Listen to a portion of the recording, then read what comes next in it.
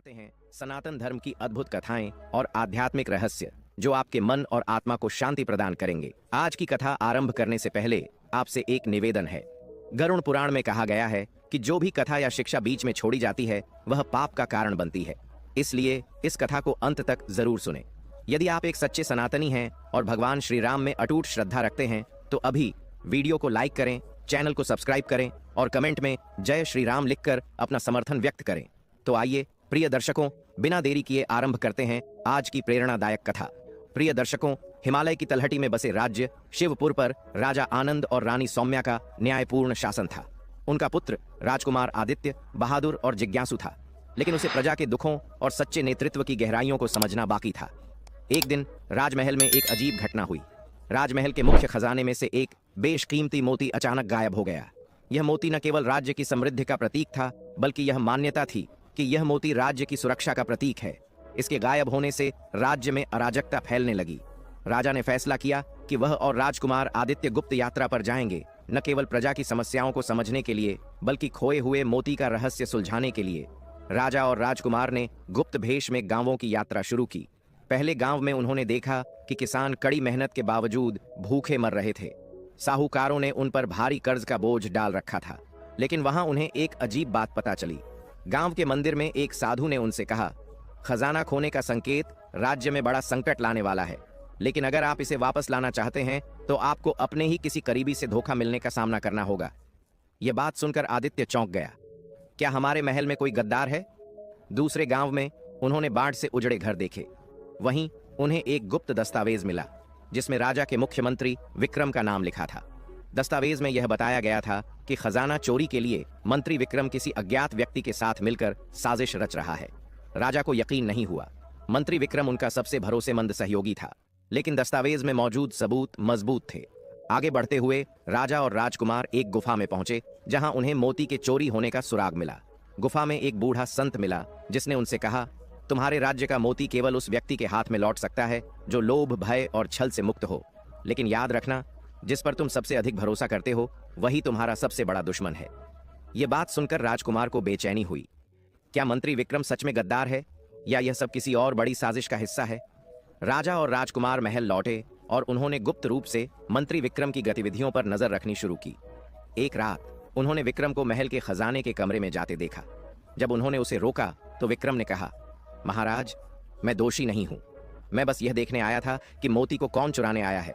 मुझे शक है कि यह साजिश आपके परिवार में से ही किसी ने की है। राजकुमार आदित्य चौंक गया। हमारे परिवार में? यह कैसे हो सकता है?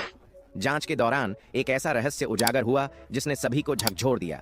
रानी सौम्या के एक पुराने मित्र जो दूसरे राज्य के राजा थे ने उनसे मदद मांगी थी। वह राजा युद्ध में हार चुके थे और उनकी सेना भूखी मर रही थी। रानी ने खजाने से मोती चुपके से निकालकर अपने मित्र को भिजवा दिया था ताकि वह अपनी सेना को बचा सके, लेकिन उस राजा ने मोती को सुरक्षित रखने के बजाय दुश्मन राज्य को बेच दिया था। यह सुनकर राजा आनंद स्तब्ध रह गए। आदित्य ने कहा, पिताजी, रानी ने यह कार्य राज्य हित में नहीं बल्कि व्यक्तिगत भावनाओं के कारण किया, लेकिन इससे पहले कि हम उन्हें दोषी ठहराएं, हमें मोती वापस लाने का उपाय करना होगा। आदित्य ने दुश्मन राज्य के राजा को चिट्ठी भेजी और कहा, यदि आप मोती लौटाते हैं तो हम आपकी मदद के लिए अनाज और धन भेजने का वादा करते हैं। दुश्मन राजा ने यह प्रस्ताव स्वीकार कर लिया। मोती वापस आ गया और शिवपुर राज्य फिर से सुरक्षित हो गया। राजा ने रानी सौम्या को क्षमा कर दिया, लेकिन उन्हें यह सिखाया कि राज्य की संपत्ति केवल प्रजा के लिए है, व्यक्तिगत भावनाओं के लिए नहीं। राजकुमार आदित्य ने यह सिखाया कि बुद्धिमानी और संयम से ही बड़ी समस्याओं का समाधान किया जा सकता है। जब मोती शिवपुर वापस लाया गया तो राजमहल में एक अजीब घटना घटी। जैसे ही मोती को खजाने के कमरे में रखा गया, महल के पुराने नक्शे पर एक चमक दिखाई दी। यह चमक एक प्राचीन सुरंग की ओर इशारा कर रही थी, जिसके बारे में किसी को भी जानकारी नहीं थी। राजा आनंद ने मंत्रियों से पूछा, क्या इस सुरंग के बारे में कोई जानता है? लेकिन किसी ने कोई जानकारी नहीं दी। तभी महल के पुरोहित ने कहा, यह सुरंग हजारों साल पुरानी है। यह सुरंग उस खजाने की ओर जाती है जो शिवपुर राज्य की असली शक्ति का स्रोत है। राजा ने फैसला किया कि वह, राजकुमार आदित्य और कुछ भरोसेमंद सैनिक इस सुरंग की जांच करेंगे। सुरंग में प्रवेश करते ही उन्हें अंधेरे और सन्नाटे ने घेर लिया। दीवारों पर अजीब अजीब चित्र बने हुए थे जिनमें राजा और प्रजा के बीच एक रहस्यमय शक्ति का संकेत था। अचानक उनके सामने एक विशाल पत्थर का दरवाजा आया जिस पर एक पहेली लिखी थी, जिसके हृदय में लोभ हो वह इस द्वार को पार नहीं कर सकता, जिस पर सबसे अधिक भरोसा हो वही तुम्हें धोखा देगा। इस पहेली ने आदित्य और राजा को झकझोर दिया। क्या उनके दल में कोई गद्दार था? जैसे ही दरवाजा खुला, उन्होंने देखा कि उनके साथ आए सैनिकों में से एक ने राजा पर हमला करने की कोशिश की। यह सैनिक वास्तव में दुश्मन राज्य का जासूस था, जो मोती और प्राचीन खजाने को चुराने के लिए भेजा गया था। राजकुमार आदित्य ने अपनी तलवार से उसे रोका, लेकिन वह चिल्लाया, यह केवल शुरुआत है, असली गद्दार आपके बहुत करीब है। यह सुनकर सभी चौंक गए। दरवाजा पार करने के बाद उन्हें एक विशाल कक्ष मिला, जिसमें एक अद्भुत खजाना रखा था। लेकिन खजाने की रक्षा के लिए वहां एक प्राचीन रक्षक मौजूद था। यह रक्षक इंसान नहीं, बल्कि एक जादुई प्राणी था, जो खजाने को केवल सच्चे और न्यायप्रिय व्यक्ति को सौंपने के लिए तैयार था।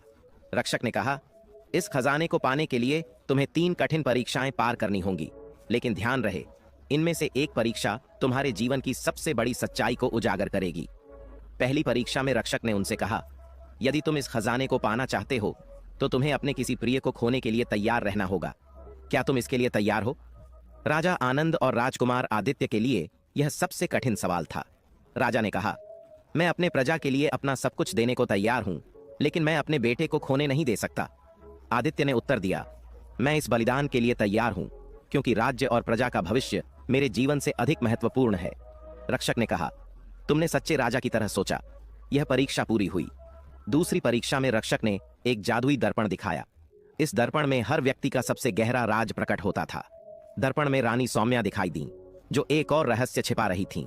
यह पता चला कि रानी ने मोती चुराने की योजना अकेले नहीं बनाई थी।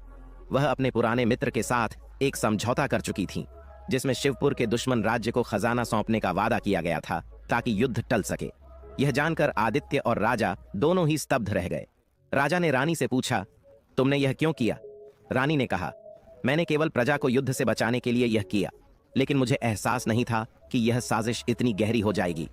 रक्षक ने कहा, सत्य का सामना करना आसान नहीं होता। अब तुम्हें तय करना है कि इस सत्य के साथ कैसे जीना है। तीसरी परीक्षा में रक्षक ने कहा, इस खजाने को पाने के लिए तुम्हें यह तय करना होगा कि क्या तुम इसे प्रजा के लिए उपयोग करोगे या अपने राज्य की समृद्धि के लिए। राजकुमार आदित्य ने उत्तर दिया, यह खजाना केवल प्रजा का है। इसे उनके जीवन को सुधारने और उनकी भलाई के लिए उपयोग किया जाएगा। रक्षक मुस्कुराया और कहा, तुमने सभी परीक्षाओं को पार कर लिया है। अब यह खजाना तुम्हारा है, लेकिन याद रखना, शक्ति के साथ जिम्मेदारी आती है। खजाना केवल सोने चांदी का संग्रह नहीं था, इसमें एक रहस्यमय पुस्तक भी थी, जिसमें राज्य को खुशहाल और शक्तिशाली बनाने के प्राचीन सूत्र लिखे थे। लेकिन जैसे ही वे खजाना लेकर वापस लौटे, उन्हें पता चला कि दुश्मन राज्य ने शिवपुर पर आक्रमण कर दिया है। अब आदित्य को अपनी बुद्धिमानी और ताकत से इस युद्ध को रोकना था। आदित्य ने खजाने का उपयोग करके राज्य की सेना को मजबूत किया और दुश्मन राज्य को हराया। रानी ने अपने किए पर पश्चाताप किया और प्रजा के साथ सेवा कार्यों में जुट गईं। जब खजाना शिवपुर के महल में लाया गया तो सभी ने इसे राज्य की समृद्धि का प्रतीक माना। लेकिन खजाने के आते ही अजीब घटनाएं शुरू हो गईं। महल के कक्षों में रात में डरावनी आवाजें गूंजने लगीं। राजा आनंद के सबसे भरोसेमंद मंत्री अचानक बीमार पड़ गए और राज्य में फसलें खराब होने लगीं। पुरोहित ने खजाने का गहन अध्ययन किया और चौंकाने वाला रहस्य उजागर किया। यह खजाना अभिशप्त है। यदि इसका उपयोग लोभ या स्वार्थ के लिए किया गया तो यह पूरे राज्य को नष्ट कर देगा। राजा ने खजाना छिपाने का आदेश दिया, लेकिन यह स्पष्ट था कि खजाने के साथ कुछ और बड़ा रहस्य जुड़ा था। इसी बीच राजकुमार आदित्य को एक अजीब सपना आया। सपने में एक रहस्यमय स्त्री ने उससे कहा, तुमने खजाने को वापस लाया, लेकिन इसका आधा भाग अभी भी अधूरा है। जब तक पूरा खजाना इकट्ठा नहीं होगा, राज्य पर संकट मंडराता रहेगा। आदित्य ने यह सपना राजा और पुरोहित को बताया। पुरोहित ने कहा, यह सपना सामान्य नहीं है। इसका अर्थ है कि हमें खजाने के दूसरे भाग को खोजने के लिए फिर से यात्रा करनी होगी। पुरोहित ने खजाने के नक्शे और प्राचीन ग्रंथों का अध्ययन किया। उन्होंने बताया कि खजाने का दूसरा भाग काली घाटी में छिपा है, जो राज्य की सबसे खतरनाक और रहस्यमय जगहों में से एक थी। राजा ने आदित्य और उनके सबसे विश्वसनीय सैनिकों को इस खोज पर भेजा। काली घाटी में प्रवेश करते ही आदित्य और उनकी टीम ने महसूस किया कि यह स्थान साधारण नहीं है। घाटी में हर जगह विषैले पौधे, गहरे दलदल और रहस्यमय आवाजें थीं। एक रात उनके शिविर पर एक रहस्यमय योद्धा ने हमला किया। उस योद्धा ने दावा किया कि वह काली घाटी का रक्षक है और खजाने को किसी भी बाहरी व्यक्ति को सौंपने के खिलाफ है। आदित्य ने उससे कहा, हम यह खजाना लोभ के लिए नहीं, बल्कि राज्य की रक्षा के लिए चाहते हैं। यदि तुम हमें रोकना चाहते हो तो पहले हमारी नीयत को परख लो। योद्धा ने कहा, मैं तुम्हें परखूंगा। यदि तुम मेरी 3 चुनौतियों को पार कर लेते हो तो मैं तुम्हें खजाने का मार्ग दिखाऊंगा। चुनौती 1, साहस और बलिदान योद्धा ने आदित्य और उनकी टीम को एक गहरी खाई के पास ले जाया। उन्हें खाई पार करने का आदेश दिया, लेकिन पुल इतना कमजोर था कि केवल एक व्यक्ति ही पार कर सकता था। सैनिकों ने पीछे हटने का विचार किया, लेकिन आदित्य ने कहा, मैं पहले जाऊंगा, अगर मैं गिरा तो तुम वापस लौट जाना। आदित्य ने साहस के साथ पुल पार किया।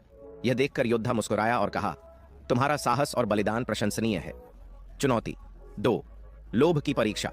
दूसरी चुनौती में योद्धा ने एक कक्ष में ढेर सारा सोना और गहने रख दिए।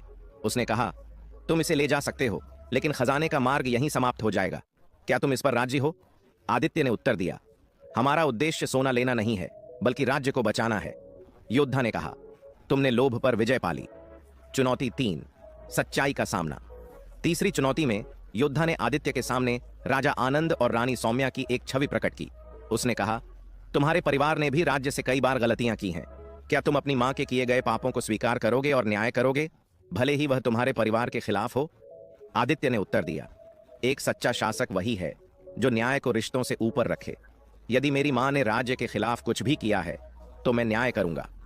योद्धा ने कहा, तुमने सच्चाई का सामना करने का साहस दिखाया, अब मैं तुम्हें खजाने तक ले जाऊंगा।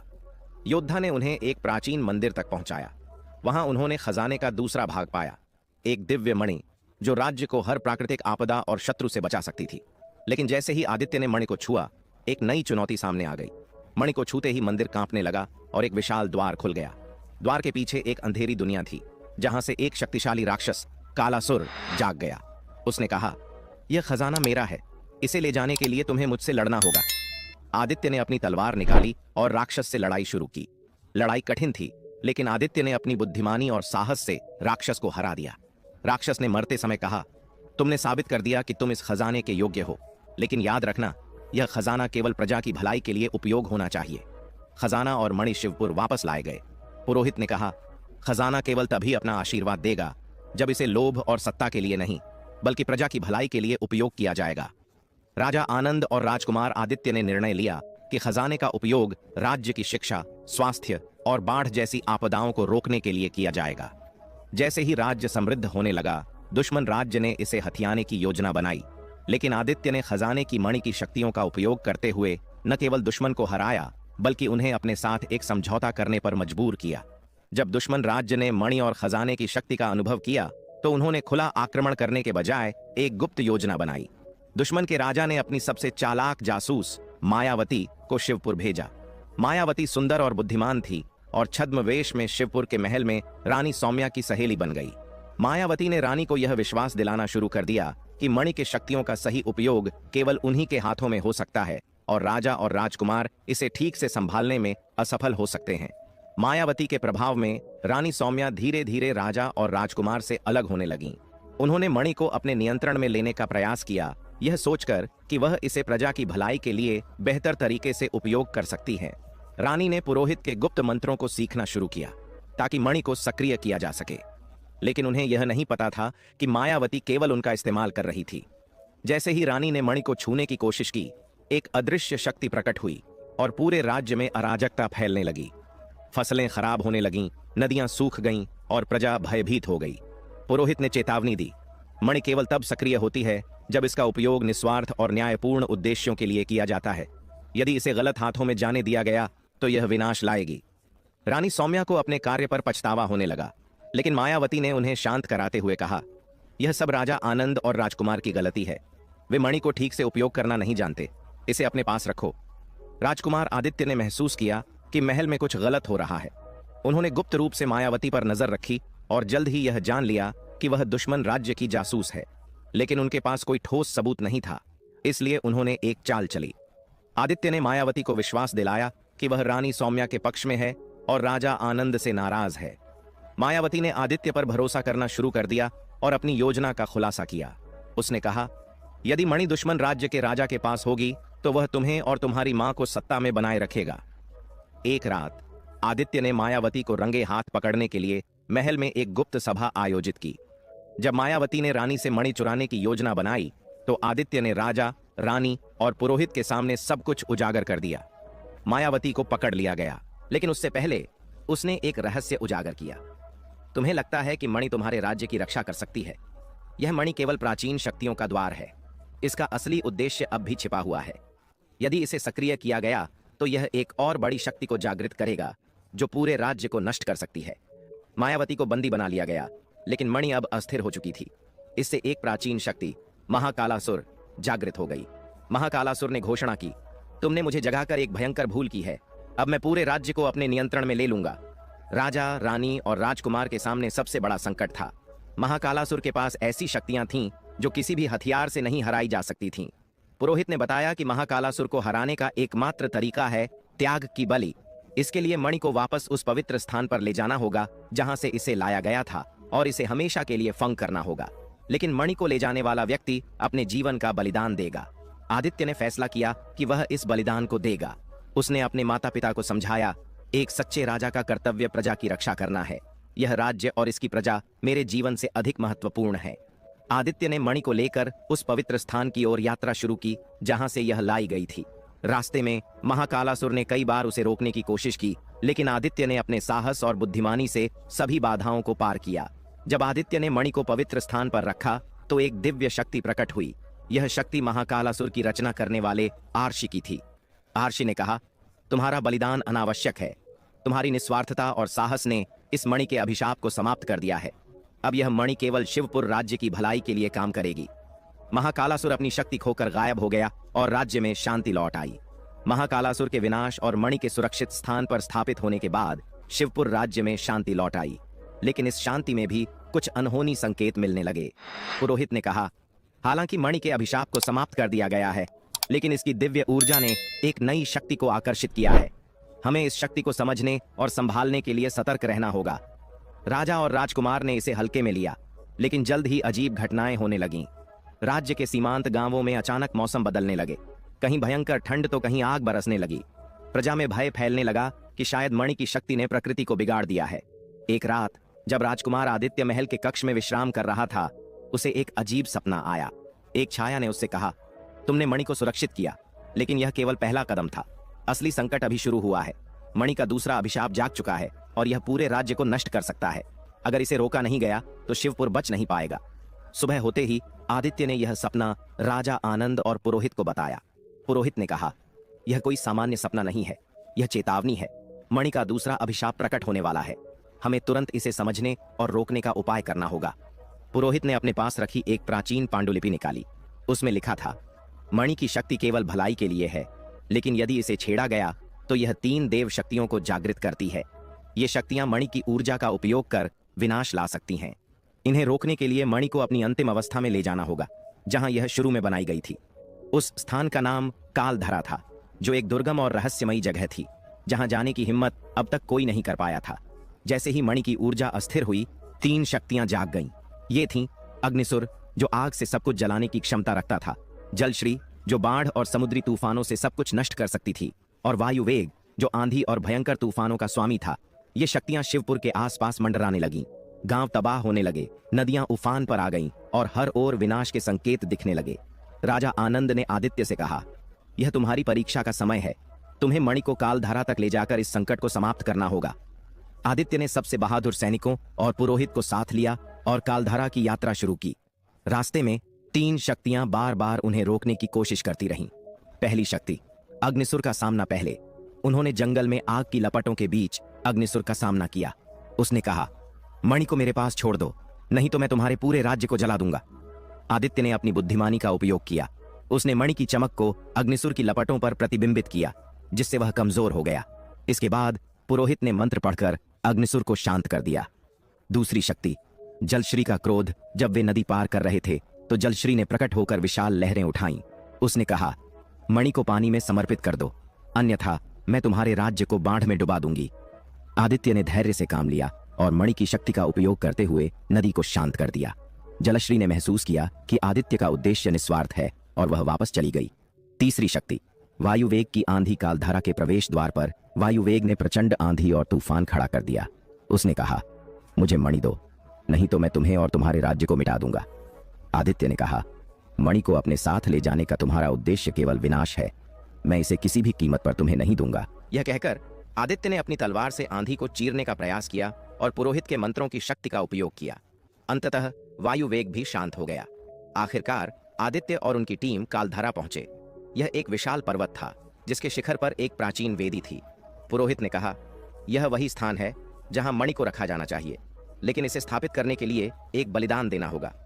जब बलिदान का समय आया तो राजा आनंद अचानक वहां पहुंच गए। उन्होंने कहा, मैं राज्य का राजा हूं और यह मेरी जिम्मेदारी है। यह बलिदान मैं दूंगा। राजा आनंद ने मणि को वेदी पर स्थापित किया। जैसे ही मणि वेदी पर रखी गई, एक दिव्य प्रकाश फैला जिसने तीनों शक्तियों को हमेशा के लिए समाप्त कर दिया। लेकिन राजा आनंद का जीवन उस प्रकाश में समर्पित हो गया। मणि की स्थापना के बाद उसकी दिव्य ऊर्जा से शिवपुर राज्य में खुशहाली लौट आई। लेकिन यह भी प्रकट हुआ कि मणि अब एक सामान्य पत्थर बन चुकी थी। उसने अपनी सारी शक्ति शिवपुर को स्थायी रूप से सुरक्षित करने के लिए समर्पित कर दी थी। राजा आनंद के बलिदान के बाद शिवपुर राज्य में शांति और समृद्धि लौट आई। राजकुमार आदित्य को राजा घोषित कर दिया गया और उन्होंने अपने पिता के आदर्शों पर चलते हुए राज्य का संचालन शुरू किया। लेकिन एक दिन महल में एक रहस्यमयी घटना घटी। महल के मुख्य द्वार पर एक बूढ़े और थके हुए व्यक्ति ने दस्तक दी। उसका चेहरा झुर्रियों से भरा था, लेकिन उसकी आवाज जानी पहचानी लगी। जैसे ही उसने आदित्य से मिलने की मांग की, महल के गार्ड चौंक गए। वह व्यक्ति कोई और नहीं बल्कि राजा आनंद था। आदित्य और रानी सौम्या को विश्वास नहीं हुआ। उन्होंने सोचा कि यह कोई धोखेबाज हो सकता है, लेकिन उस व्यक्ति ने उनके परिवार के गहरे रहस्यों और पुरानी घटनाओं का जिक्र किया जिसे केवल राजा आनंद ही जान सकते थे। राजा आनंद ने बताया कि मणि को वेदी पर स्थापित करने के बाद वह दिव्य ऊर्जा में समा गए थे, लेकिन वे किसी दूसरी दुनिया में जागे जहां उन्हें एक रहस्यमय संदेश दिया गया। मणि की शक्ति समाप्त नहीं हुई है। यह अभी भी एक ऐसा द्वार है जो शिवपुर के सबसे बड़े रहस्य को उजागर कर सकता है, लेकिन इस शक्ति को नियंत्रित करने के लिए अंतिम परीक्षण अभी बाकी है। यह सुनकर आदित्य और रानी सौम्या चौंक गए। पुरोहित ने भी कहा, ऐसा संभव है। मणि की शक्ति पूर्णतः समाप्त नहीं हो सकती। यदि राजा आनंद वापस आए हैं तो इसका मतलब है कि कोई बड़ा संकट अभी भी मंडरा रहा है। उसी रात राजमहल में अजीब घटनाएं शुरू हो गईं। महल के दीवारों पर काले छायाएं दिखाई देने लगीं। सैनिक गायब होने लगे। एक प्राचीन घंटा जो महल के ऊपर टंगा था अचानक बजने लगा। पुरोहित ने चेतावनी दी, यह शक्ति काल छाया की हो सकती है। यह वह शक्ति है जो मणि के अभिशाप के साथ जुड़ी है। यह केवल उस व्यक्ति को चुनौती देती है जो इसके सामने सबसे बड़ा बलिदान देने के लिए तैयार हो। अगले दिन महल के द्वार पर एक भयावह छाया प्रकट हुई। वह छाया बोलने लगी, राजा आनंद और राजकुमार आदित्य, तुम्हारे परिवार ने मणि की शक्ति का उपयोग करके मुझे रोक दिया, लेकिन अब मैं जाग चुकी हूँ। मुझे हराने के लिए तुम्हें अपने अस्तित्व का सबसे बड़ा सत्य स्वीकार करना होगा। आदित्य ने पूछा, तुम कौन हो और तुम हमसे क्या चाहती हो? छाया ने उत्तर दिया, मैं काल छाया हूँ, मणि की छिपी हुई शक्ति। मैं हर शासक के पाप, उसकी कमजोरी और उसकी असली पहचान को उजागर करती हूँ। यदि तुम मुझे हराना चाहते हो तो अपने परिवार के सबसे गहरे रहस्य का सामना करो। छाया ने एक ऐसा रहस्य उजागर किया जिसने महल को हिलाकर रख दिया। राजा आनंद ने वर्षों पहले अपने राज्य को बचाने के लिए एक घातक समझौता किया था। उन्होंने दुश्मन राज्य के साथ यह वादा किया था कि मणि की शक्तियां कभी किसी और के नियंत्रण में नहीं जाएंगी। इसके लिए उन्होंने अपने पहले पुत्र को त्याग दिया था। यह सुनकर रानी सौम्या और आदित्य चौंक गए। पहला पुत्र, इसका क्या मतलब है? राजा आनंद ने सिर झुका लिया और कहा, यह सच है। तुमसे पहले हमारा एक और पुत्र था। उसे दुश्मन राज्य के शासक को सौंपना पड़ा ताकि शिवपुर बच सके, लेकिन मैंने यह सच कभी किसी को नहीं बताया। छाया ने आगे कहा, तुम्हारा पहला पुत्र अभी जीवित है, लेकिन अब वह तुम्हारा दुश्मन बन चुका है। उसने अपनी पहचान बदल ली है और वह तुम्हारे राज्य को नष्ट करने के लिए काल छाया की शक्ति का उपयोग कर रहा है। यह सुनकर आदित्य के सामने दोहरी चुनौती खड़ी हो गई। एक तरफ उन्हें अपने खोए हुए भाई को ढूंढना था और दूसरी तरफ उन्हें काल छाया को हराना था। आदित्य और राजा आनंद ने खोज शुरू की और पाया कि उनका खोया हुआ भाई अब दुश्मन राज्य के शासक के रूप में शासन कर रहा था। उसका नाम अब विकराल था। वह शक्तिशाली और क्रूर था। जब आदित्य ने विकराल से मिलने की कोशिश की तो उसने कहा, मुझे तुम्हारे राज्य से कोई लेना देना नहीं है, लेकिन अगर तुम मुझे रोकने की कोशिश करोगे तो मैं तुम्हारे राज्य को जलाकर राख कर दूंगा। विकराल ने अपने बचपन की पीड़ा और अपने माता पिता द्वारा त्यागे जाने का बदला लेने की ठान ली थी। आदित्य और विकराल के बीच एक भीषण युद्ध हुआ, लेकिन जैसे ही आदित्य ने तलवार उठाई उसने कहा, मैं तुम्हारा शत्रु नहीं हूं, मैं तुम्हारा भाई हूं। मैं इस युद्ध को खत्म करने आया हूं, न कि इसे और बढ़ाने। यह सुनकर विकराल का क्रोध कुछ कम हुआ, लेकिन काल छाया ने उसे नियंत्रित कर लिया। पुरोहित ने कहा, काल छाया को हराने का एकमात्र तरीका है परिवार के टूटे बंधन को जोड़ना। केवल सच्चाई और क्षमा की शक्ति इसे समाप्त कर सकती है। राजा आनंद ने काल छाया से कहा, यह सब मेरी गलती है। मैंने अपने पुत्र को त्यागा, मुझे अपने किए की सजा दीजिए। राजा आनंद ने अपनी आत्मा को कालछाया को समर्पित कर दिया। इससे कालछाया समाप्त हो गई और विकराल ने अपने परिवार को माफ कर दिया। विकराल ने अपने परिवार के साथ मिलकर शिवपुर के पुनर्निर्माण में मदद की। आदित्य ने विकराल को राज्य का संरक्षक बनाया और शिवपुर में एक नई शुरुआत हुई। शिवपुर राज्य में शांति और पुनर्निर्माण शुरू हो चुका था। विकराल, जो अब अपने परिवार के साथ था, आदित्य का समर्थन करते हुए राज्य के पुनर्निर्माण में मदद कर रहा था।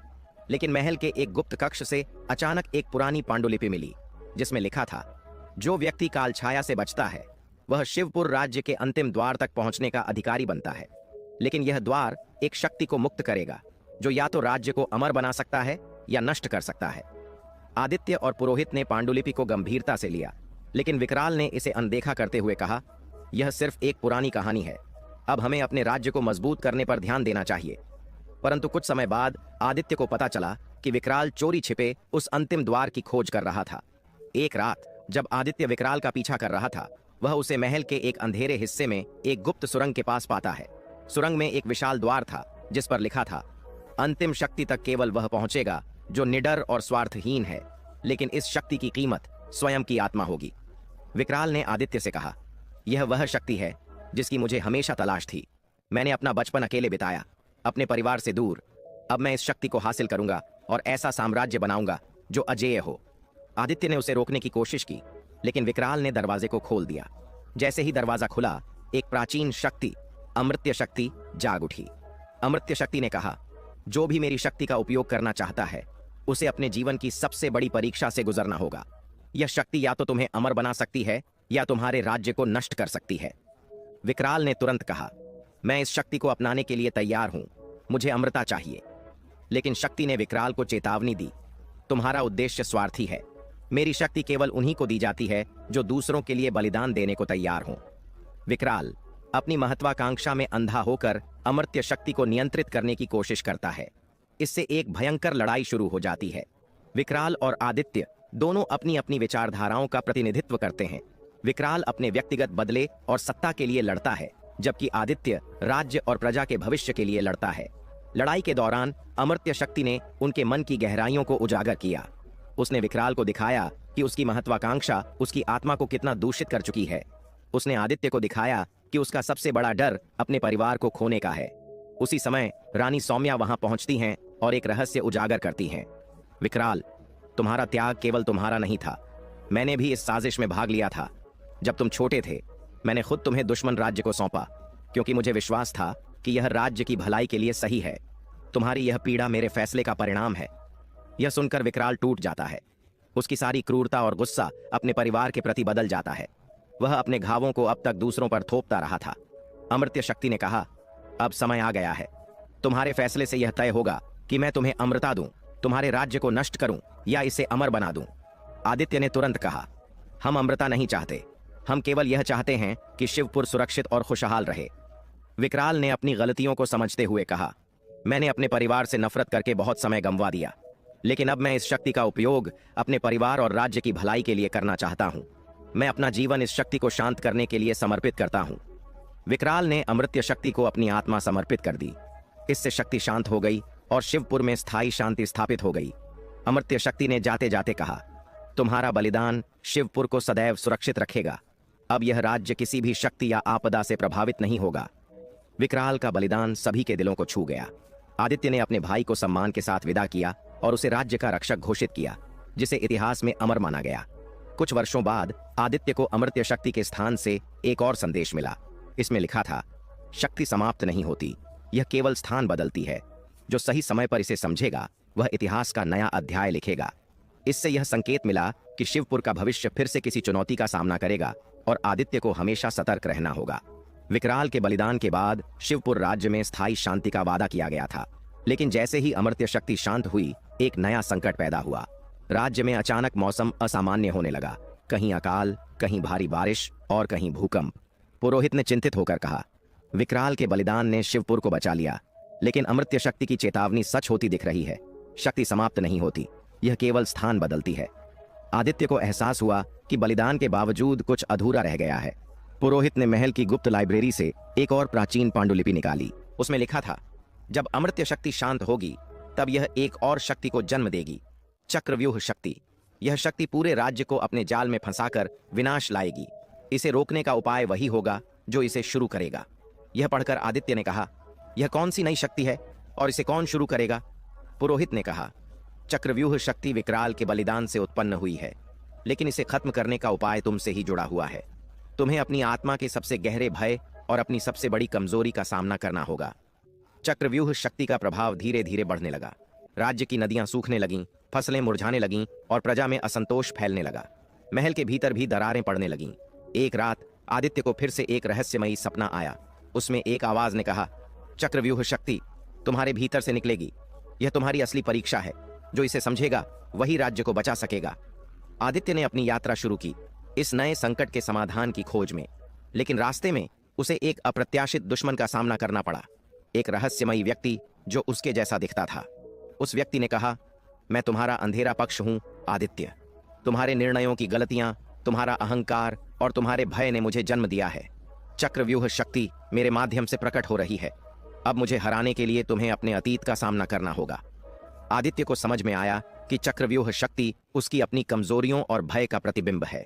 उसने कहा, मैंने अपने जीवन में कई गलतियां की हैं, लेकिन मैं उन्हें सुधारने का प्रयास करूंगा। उस रहस्यमयी व्यक्ति ने आदित्य को चुनौती दी, अगर तुम सच में मजबूत हो तो मुझे हराओ, लेकिन याद रखना यह लड़ाई केवल बाहरी नहीं बल्कि तुम्हारे भीतर की होगी। लड़ाई के दौरान आदित्य को कई रहस्य उजागर हुए। रानी सौम्या ने विकराल को त्यागने के अलावा एक और बड़ा राज छिपा रखा था। उन्होंने राज्य को बचाने के लिए एक बार दुश्मन राजा से गुप्त समझौता किया था, जिसमें शिवपुर की एक महत्वपूर्ण जमीन का हिस्सा छोड़ने का वादा किया गया था।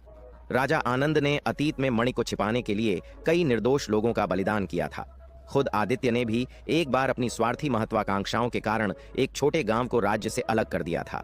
यह सब सुनकर आदित्य का आत्मविश्वास डगमगाने लगा। इसी बीच पुरोहित ने भी एक चौंकाने वाला रहस्य उजागर किया। उन्होंने कहा, मैं केवल राज्य का पुरोहित नहीं हूं, मैं चक्रव्यूह शक्ति का प्रथम रक्षक हूं। मेरा उद्देश्य यह देखना है कि राज्य का अगला शासक अपनी कमजोरियों को स्वीकार करके सच्चा नेता बन सकता है या नहीं। पुरोहित ने आदित्य को चेतावनी दी, यदि तुम अपने अंधेरे पक्ष को नहीं हराते तो चक्रव्यूह शक्ति पूरे राज्य को नष्ट कर देगी। आदित्य ने अपने अंधेरे पक्ष का सामना करने के लिए अपने परिवार और प्रजा के सामने अपने अतीत की सभी गलतियां स्वीकार की। उसने कहा, मैंने गलतियां की हैं, लेकिन मैं उनसे भागने के बजाय उन्हें सुधारने का संकल्प लेता हूं। एक सच्चे राजा को अपनी कमजोरियों को स्वीकार करना चाहिए। अंधकार का रूप धीरे धीरे कमजोर होने लगा।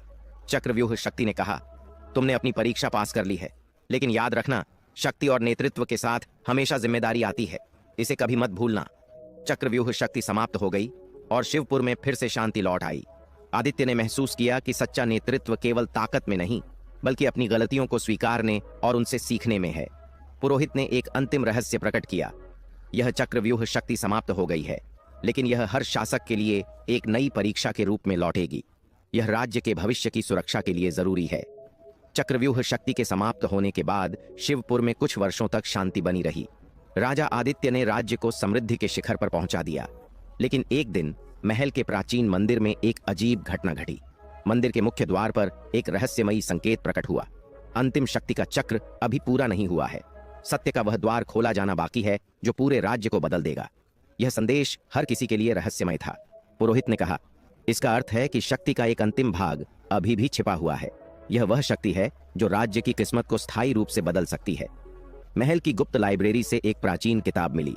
उसमें लिखा था कि शिवपुर राज्य वास्तव में त्रिकाल राज्य का एक हिस्सा था। त्रिकाल राज्य 3 अलग अलग शक्तियों से जुड़ा हुआ था। अमृत्य शक्ति, जिसे विकराल ने शांत किया था। चक्रव्यूह शक्ति, जिसे आदित्य ने समाप्त किया। कालत्रय शक्ति, सबसे प्राचीन और सबसे खतरनाक शक्ति जो पूरे समय को नियंत्रित कर सकती थी। पुरोहित ने कहा, कालत्रय शक्ति को जागृत करने वाला व्यक्ति समय को आगे या पीछे मोड़ सकता है, लेकिन यह शक्ति अगर गलत हाथों में गई तो न केवल शिवपुर बल्कि पूरे संसार को नष्ट कर सकती है। उसी रात महल के बाहर एक अजनबी व्यक्ति ने दस्तक दी। उसने कहा, मैं संधान हूं। मैं वह हूं जो कालत्रय शक्ति को समझता हूं। यह शक्ति मेरे पूर्वजों की धरोहर है, मुझे इसे वापस चाहिए। आदित्य ने पूछा, तुम्हारा उद्देश्य क्या है? संधान ने उत्तर दिया, मैं इस शक्ति का उपयोग समय को फिर से लिखने के लिए करूंगा। मैं अपने राज्य और अपने लोगों को अमर बनाऊंगा, और यदि तुमने मुझे रोका तो मैं तुम्हारे राज्य को मिटा दूंगा। संधान ने शिवपुर के बाहरी इलाके में स्थित एक प्राचीन पहाड़ी की ओर इशारा किया। वहां एक द्वार था। जिसे कालत्रय द्वार कहा जाता था। यह द्वार हजारों वर्षों से बंद था। पुरोहित ने कहा, यह द्वार केवल तभी खुलेगा जब शिवपुर का सच्चा उत्तराधिकारी इसकी परीक्षा पास करेगा, लेकिन इसे खोलने का अर्थ है समय के प्रवाह को छेड़ना। असली उत्तराधिकारी कौन? संधान ने दावा किया कि वह त्रिकाल राज्य का असली उत्तराधिकारी है। उसने कहा, आदित्य और उनका परिवार धोखेबाज हैं। उनके पूर्वजों ने मेरे राज्य को छीन लिया। मैं वह शक्ति वापस लेने आया हूं जो मेरा जन्म सिद्ध अधिकार है। यह सुनकर आदित्य और राजा आनंद दोनों हैरान रह गए। पुरोहित ने इतिहास की जांच की और पाया कि संधान का दावा आंशिक रूप से सही था। शिवपुर के पूर्वजों ने त्रिकाल राज्य को 3 हिस्सों में विभाजित किया था और संधान का परिवार इसका एक हिस्सा था। आदित्य के सामने अब दोहरी चुनौती थी, अपनी विरासत को बचाना, कालत्रय शक्ति को गलत हाथों में जाने से रोकना। आदित्य और संधान ने एक समझौता किया। उन्होंने तय किया कि दोनों कालत्रय द्वार तक जाएंगे, लेकिन इसे केवल वही खोलेगा जो सच्ची परीक्षा पास करेगा। पहली परीक्षा सत्य की थी। द्वार के सामने एक प्राचीन शक्ति ने दोनों को उनके सबसे गहरे रहस्यों का सामना कराया। आदित्य ने स्वीकार किया कि उसने कई बार अपने गुस्से में गलत निर्णय लिए थे। संधान ने यह स्वीकार किया कि उसका बदला लेना केवल उसके अहंकार को संतुष्ट करने के लिए था। दूसरी परीक्षा बलिदान की थी। द्वार ने पूछा, क्या तुम अपने राज्य और अपने लोगों के लिए अपना सबसे प्रिय बलिदान कर सकते हो? आदित्य ने कहा, मैं अपने जीवन का बलिदान करने को तैयार हूं। संधान ने कहा, मैं किसी के लिए बलिदान नहीं दूंगा, यह शक्ति मेरी है। जैसे ही द्वार खुला, संधान ने छल से आदित्य पर हमला कर दिया। उसने कालत्रय शक्ति को हथियाने की कोशिश की, लेकिन शक्ति ने उसे अस्वीकार कर दिया। कालत्रय शक्ति ने कहा, तुम्हारा उद्देश्य स्वार्थपूर्ण है। मैं केवल उसी को स्वीकार करूंगी जो दूसरों की भलाई के लिए काम करे। संधान ने अपने स्वार्थ में कालत्रय शक्ति को जबरदस्ती नियंत्रित करने की कोशिश की, जिससे समय का प्रवाह अस्थिर हो गया। शिवपुर में अचानक अतीत और भविष्य की घटनाएं एक साथ होने लगीं। प्राचीन योद्धा और भविष्य के सैनिक महल में प्रकट होने लगे।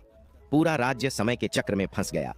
आदित्य ने कालत्रय शक्ति से प्रार्थना की और कहा, मैं अपने राज्य को बचाने के लिए अपना सब कुछ त्यागने को तैयार हूं।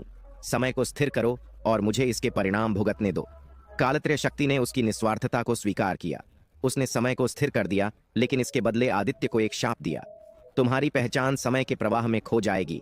लोग तुम्हें भूल जाएंगे, लेकिन तुम्हारे बलिदान से शिवपुर सदैव सुरक्षित रहेगा।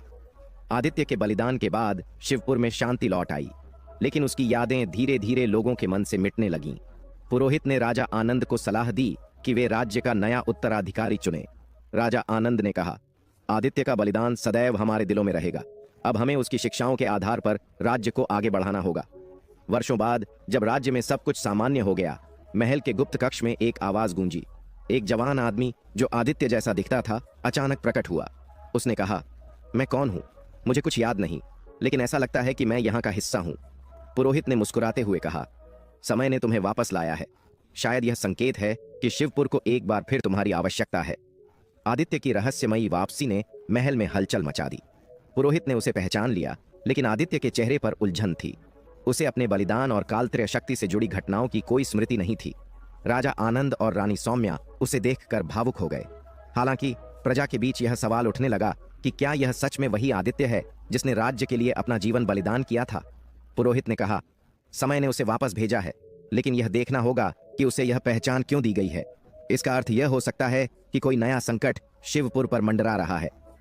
कुछ दिनों बाद राज्य के पश्चिमी हिस्से में अजीब घटनाएं शुरू हो गईं। वहां के किसान और व्यापारी गायब होने लगे। गांवों के लोग शिकायत करने आए कि उन्हें अंधेरे में एक अजीब महिला दिखाई देती है जिसे कालमाया कहा जा रहा था। पुरोहित ने बताया, कालत्रय शक्ति के जागरण से कालमाया का जन्म हुआ है। यह शक्ति समय के अपूर्ण प्रवाह की संरक्षक है। जब समय को बाधित किया गया था, तब कालमाया की शक्तियां जागृत हो गईं। अब वह अपने अस्तित्व को बनाए रखने के लिए राज्य की ऊर्जा को नष्ट कर रही है। एक रात कालमाया स्वयं महल के द्वार पर प्रकट हुई। उसका रूप भयावह था, आधे चेहरे पर चमक और आधे पर काला धुआं। उसने कहा, मैं वह हूं जिसे तुमने जन्म दिया। तुमने समय को छेड़ा और अब मुझे इसकी कीमत चुकानी होगी। शिवपुर की भूमि मेरी होनी चाहिए। यदि तुमने मुझे नहीं रोका तो मैं हर चीज को समय के शून्य में विलीन कर दूंगी। राजा आनंद ने कालमाया का सामना करने का प्रयास किया, लेकिन उसकी शक्ति इतनी प्रबल थी कि उसने उन्हें पीछे हटने पर मजबूर कर दिया। पुरोहित ने आदित्य को समझाया, तुम्हारी वापसी इसीलिए हुई है। कालमाया का सामना केवल वही कर सकता है जो समय के प्रवाह से होकर गुजरा हो, लेकिन इसके लिए तुम्हें अपनी खोई हुई यादें वापस लानी होंगी। आदित्य ने कहा, अगर मेरी यादें ही इसका उत्तर हैं तो मैं इन्हें वापस लाने के लिए कुछ भी करूंगा। पुरोहित ने आदित्य को एक जादुई यंत्र दिया जिसे काल दर्पण कहा जाता था। यह दर्पण समय की परतों में छिपे रहस्यों को उजागर कर सकता था। आदित्य को दर्पण के माध्यम से अपनी यादें खोजने और कालत्रय शक्ति से जुड़े सभी घटनाओं को समझने के लिए यात्रा करनी थी। जब आदित्य ने दर्पण को छुआ तो वह अतीत में वापस चला गया। उसने अपने बलिदान का पल देखा जब उसने कालत्रय शक्ति से प्रार्थना की थी। उसने देखा कि शक्ति ने उससे कहा था, तुम्हारा बलिदान केवल आधा है। जब तक तुम्हारी आत्मा पूरी तरह मुक्त नहीं होती तब तक समय में अस्थिरता बनी रहेगी। अपनी यात्रा के दौरान आदित्य को यह चौंकाने वाला रहस्य पता चला कि काल माया कोई और नहीं बल्कि कालत्रय शक्ति का वह अंश थी जो उसके बलिदान के समय उसकी आत्मा का हिस्सा बन गई थी। काल माया ने अपनी ताकत आदित्य के अंदर से प्राप्त की थी। उसने अपनी ताकत को बढ़ाने के लिए समय की अस्थिरता को भुनाया था। आदित्य को अब यह समझ में आ गया था कि काल माया को हराने के लिए उसे अपनी आत्मा का वह हिस्सा वापस लेना होगा, लेकिन इसका अर्थ था कि उसे फिर से बलिदान देना होगा। पुरोहित ने कहा, यह तुम्हारी सबसे कठिन परीक्षा है। तुम शिवपुर के राजा हो और अब तुम्हें तय करना होगा कि क्या तुम अपने राज्य की रक्षा के लिए अपनी आत्मा का वह हिस्सा पुनः समर्पित करोगे। काल माया ने अपने प्रकोप को तेज कर दिया। उसने महल के चारों ओर एक जादुई चक्र बना दिया जिसमें समय की परतें अलग अलग चलने लगीं। महल के अंदर लोग अपने बचपन और बुढ़ापे के रूप में प्रकट हो रहे थे। पूरा राज्य समय के असंतुलन का शिकार हो गया।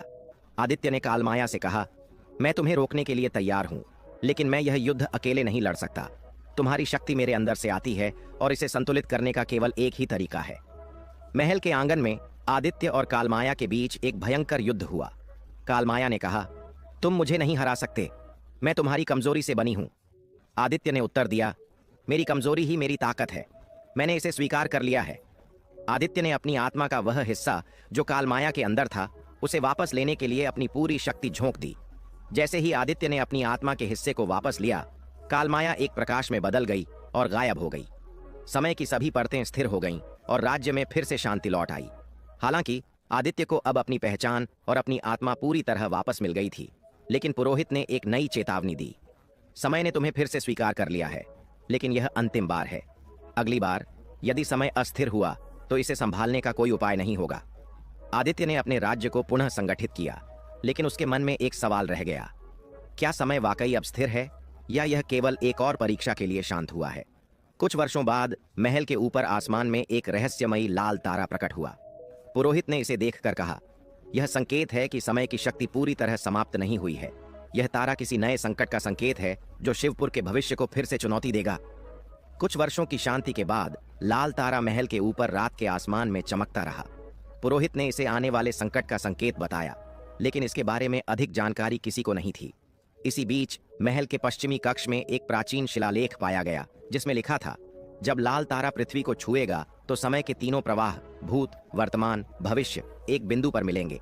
उस दिन शिवपुर को बचाने के लिए सच्चे शासक को अपनी पहचान से परे जाकर अपने सबसे बड़े दुश्मन से हाथ मिलाना होगा।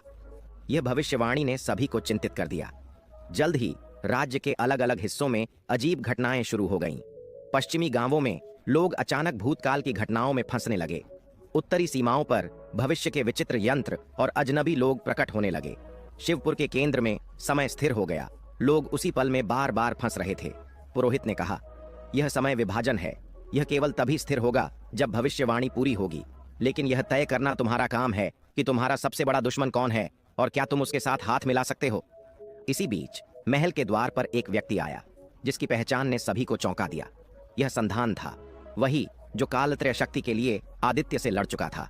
संधान ने कहा, मैं वापस आया हूं क्योंकि मुझे भी इस संकट ने अपनी चपेट में ले लिया है। मेरा राज्य अब भूतकाल और भविष्य के बीच फंसा हुआ है। यदि हम इस संकट को रोकना चाहते हैं तो हमें मिलकर काम करना होगा। आदित्य को यह प्रस्ताव स्वीकार करना मुश्किल लगा। उसने कहा, तुम मेरे राज्य को नष्ट करने की कोशिश कर चुके हो, मैं तुम पर कैसे भरोसा करूं। संधान ने उत्तर दिया, मैं तुम्हारा दुश्मन हूं, लेकिन यह संकट इतना बड़ा है कि इसे अकेले हल नहीं किया जा सकता। यह लड़ाई हम दोनों की है। पुरोहित ने बताया कि समय विभाजन को रोकने के लिए एक प्राचीन यंत्र कालदंड की आवश्यकता होगी। यह दंड शिवपुर की गहरी गुफाओं में छिपा हुआ था, जिसे केवल सच्चा उत्तराधिकारी प्राप्त कर सकता था। आदित्य और संधान ने एक असहज गठबंधन किया और कालदंड की खोज के लिए गहरी गुफाओं में प्रवेश किया। गुफा के अंदर दोनों को कई खतरनाक परीक्षाओं का सामना करना पड़ा। एक जादुई दर्पण ने दोनों को उनके अतीत की सबसे बड़ी गलतियां दिखाईं। आदित्य ने देखा कि कैसे उसने अपने गुस्से में एक गांव को अपने निर्णयों से बर्बाद कर दिया था। संधान ने देखा कि कैसे उसकी महत्वाकांक्षा ने उसके परिवार और राज्य को खो दिया। दोनों ने अपनी गलतियों को स्वीकार किया और परीक्षा पास की। भविष्य की चुनौती। एक दिव्य आवाज ने दोनों से पूछा, यदि तुम्हें भविष्य में अपना राज्य बचाने के लिए अपने प्रियजनों का बलिदान करना पड़े तो क्या तुम तैयार हो?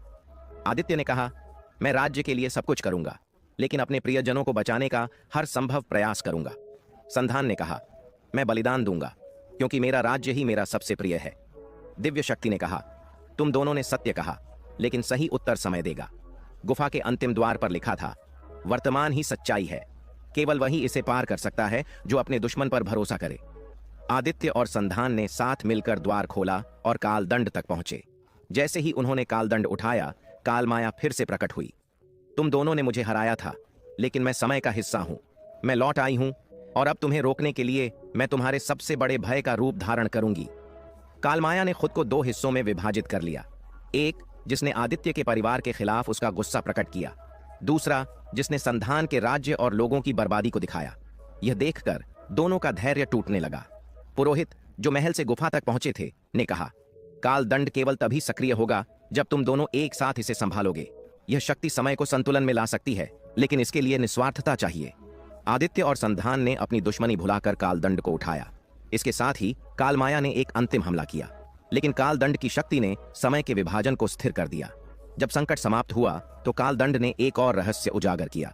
उसने कहा, आदित्य और संधान केवल सहयोगी नहीं, बल्कि एक ही वंश के वंशज हैं।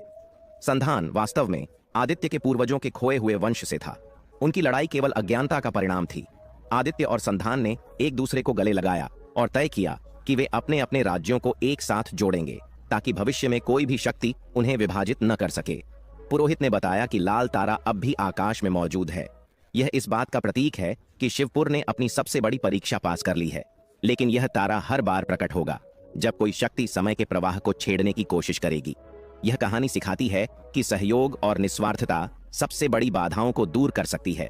सच्चा नेतृत्व न केवल अपने राज्य की रक्षा में है, बल्कि अपने दुश्मनों को समझने और उन्हें मित्र बनाने में भी है।